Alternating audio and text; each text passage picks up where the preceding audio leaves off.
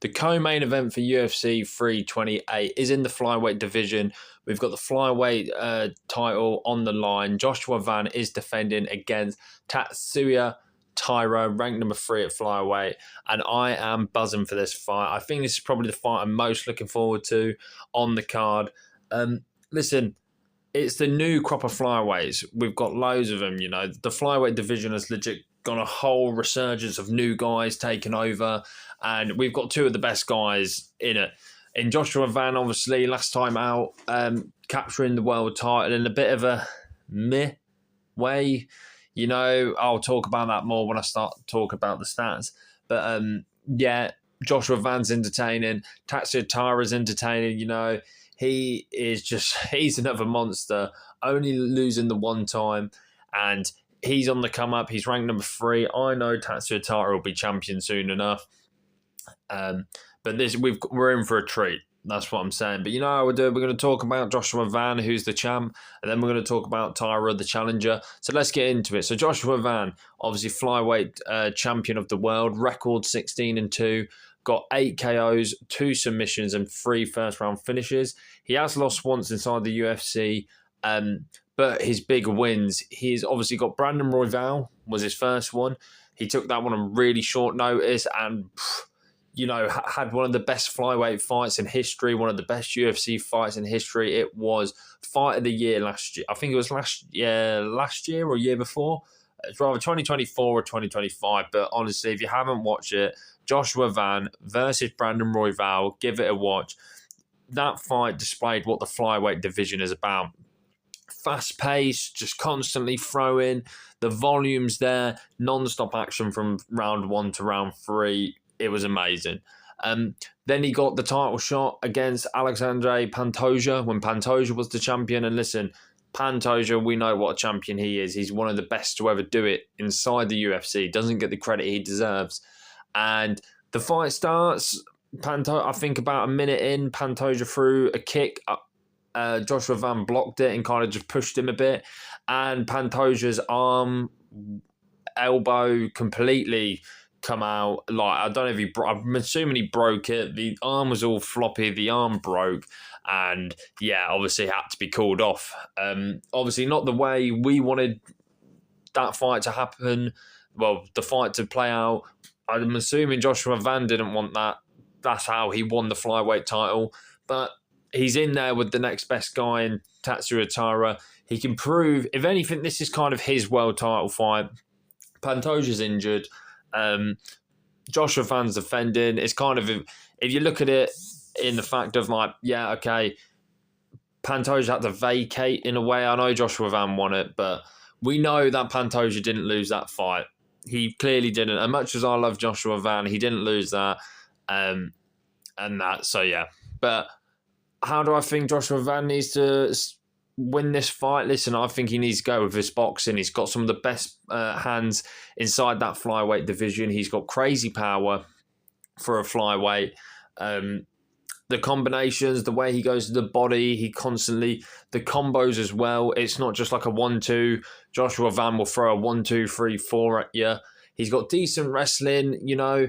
It's okay. It's definitely not on the level of a Taira, but there is keys for Joshua Van. I think he's only like 23 as well. What's mental? I think he's the second youngest champion in UFC history. I think at 23.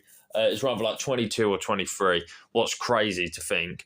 But Joshua Van, obviously the champ, defending against a tough guy. So let's talk about Tatsuro Taira, ranked number 3, 18-1, with 6 KOs, 8 submissions, and 8 first-round finishes. Now, Taira, he is a problem. He's all-rounded. He can strike. He can grapple. He can submit you if he wants. You know, Taira's the full package.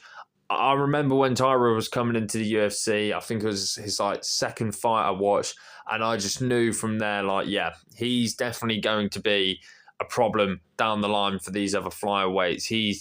He's got everything. He's this new breed of fighters where you're not just good at one thing, he's good at everything. You know, he can choose where he takes the fight and be comfortable in winning it. And that's why I love Tatsuro Taira. I'm a big fan of his. His wins, his big wins, Alex Perez submitted him. And his big one last time out, Brandon Moreno. I mean, that one was a hard one to watch because once again, I love Brandon Moreno. If you're a hardcore fan, you just love Brandon Moreno in it. He's a fan favorite. But yeah, Taira battered him pillar to post. I think he got like a second round TKO with ground and pound, took him down, then just absolutely laid the living, you know what, into him with the nasty ground and pound, and the ref had to obviously call it.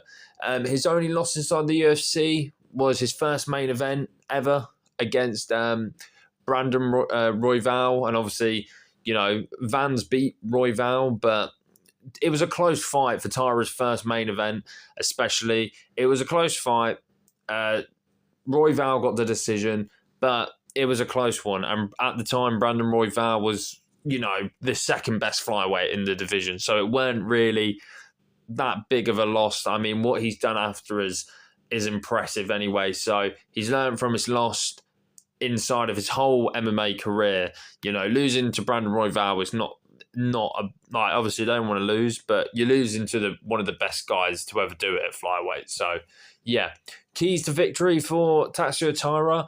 I think he needs to take it to the ground. I don't think Joshua Van can hang with Taira on the ground. I mean, Taira, plus as well, Taira's the bigger guy. He's taller. He's got more reach. He's the longer guy. You know, he has that advantage there. He has the ground. He's probably going to be stronger as well.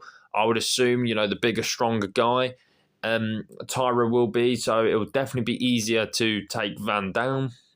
And like I said, there's a submission threat there. He's proved it now. He can finish fights if he wants to with the ground and pound, especially if he gets Joshua Van's back. That would be a massive problem. That's one of the worst positions for Joshua Van if he gets into that.